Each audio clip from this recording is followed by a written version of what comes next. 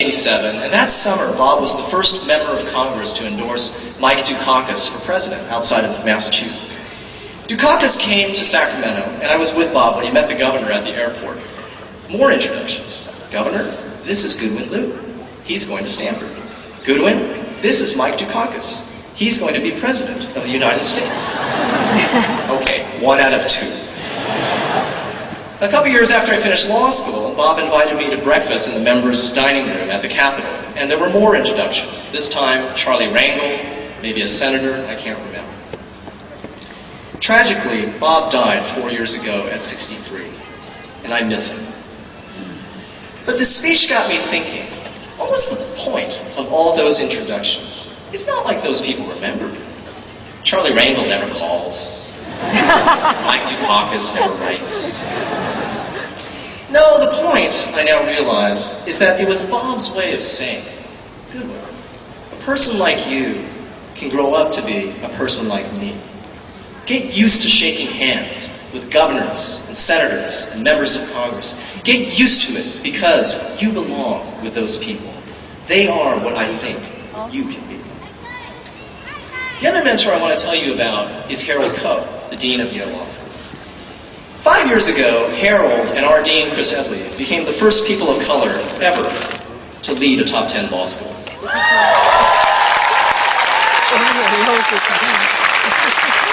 President Obama named Harold to be the State Department's legal advisor, and when he is confirmed, he will become the highest-ranking Asian American ever to serve in a Senate-confirmed position as governor.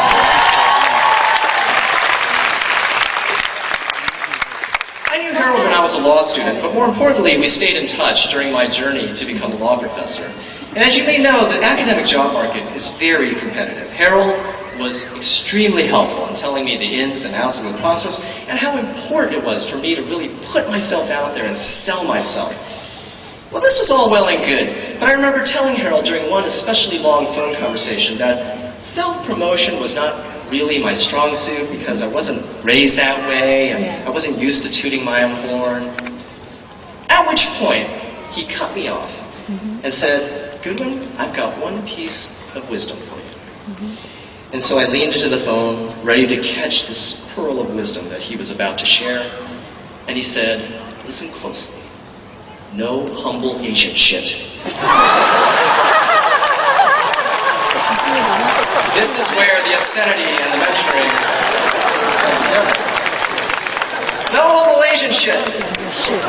And if you don't know what that means, ask the nearest Asian person sitting next to you. And you better do it quickly because we don't want to get fined for this fleeting expletive. So here I am today, a non-humble law professor at Bolt Hall.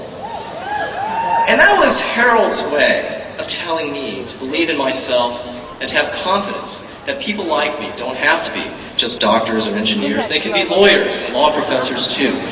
And they can do it at the highest levels just as Harold is doing now. So who are the Harold Kohs and Bob Matsuis of your life? Who intervened at those pivotal moments to make you who you are today? And will you be that person for someone else?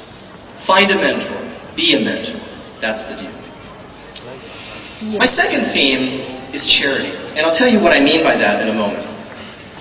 You know, a few weeks ago, I asked some of you, the graduates, for adjectives to describe your class. Here are the G-rated ones. You said thoughtful, talented, hilarious, generous, tumultuous, socially conscious, politically engaged. You know, by contrast, I have never heard it said, by you or by anybody else, that Bolt students are competitive, cutthroat, uncollaborative. There are law schools like that, but Bolt is not one.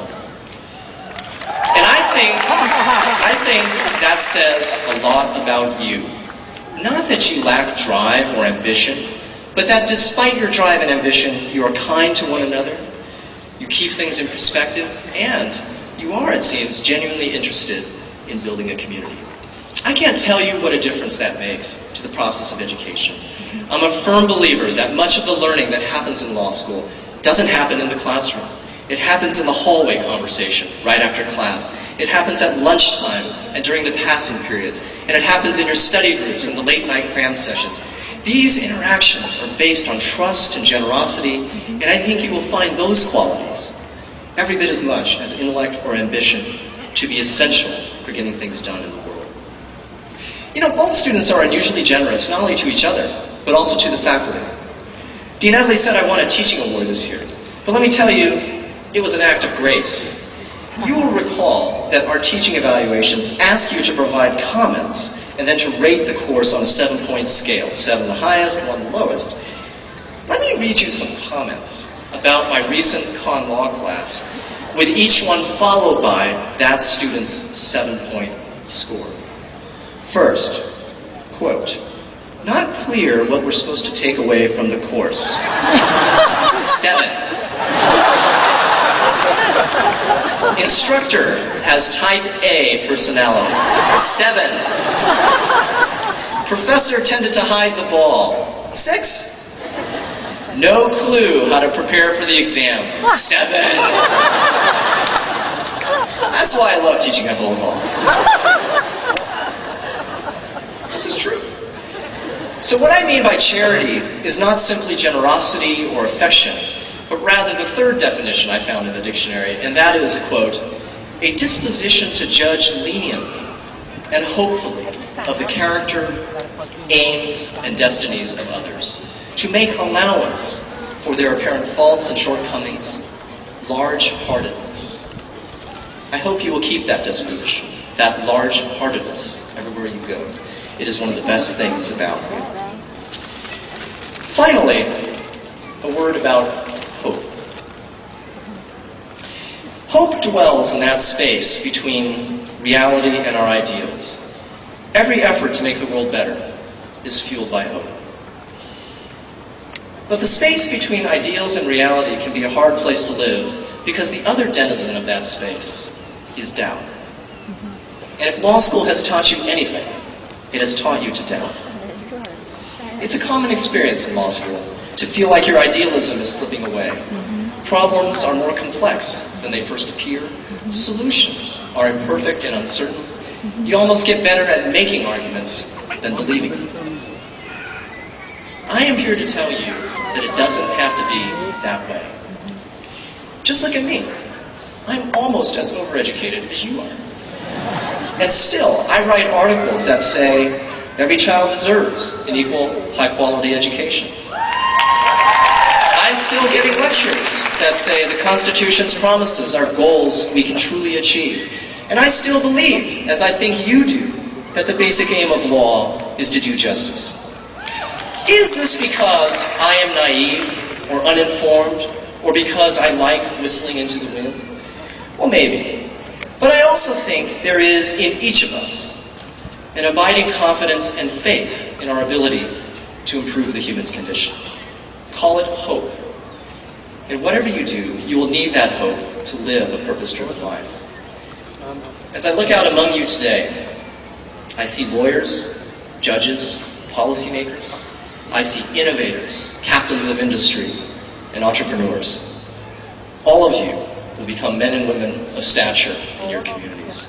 Some of you will become leaders of this nation, or other nations, or indeed the world. That is your blessing, and it is your burden, too. For the challenges we face are enormous. Climate change, terrorism, poverty, economic instability, human rights, racial justice. You might get lucky. Barack Obama might solve all these problems in the next 4 or 8 years. But if he doesn't, then like it or not, they will be your life's work. You have a longer future on this planet than those of us who are a little or a lot older than you. If you don't act to end global warming, then who will? If you don't create an economy that works for everyone, then who will? If you don't end torture and find a way to fight the war on terrorism within the rule of law, then who will? I know you have engaged these issues during your brief time at Bolt. But remember this. Don't let the epitaph for your generation say that your rendezvous with destiny turned out to be a one-night stand. I have no idea what that means.